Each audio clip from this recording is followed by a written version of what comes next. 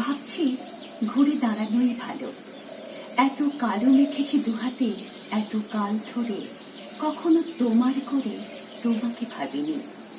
এখন খাদের পাশে রাত্রিরে দাঁড়ালে চাঁদ ডাকে, আয় আয় আয়।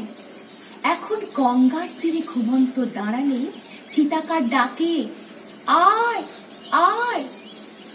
যেতে পারি, যে কোনো দিকেই আমি চলে যেতে পারি, কিন্তু কেন যাব? সর্দারের মুখ ধরে একটি চুমো খাবো। যাব, কিন্তু এখনই যাব না, তোমাদেরও সঙ্গে নিয়ে যাব। একাকী যাব না, অসময়ে।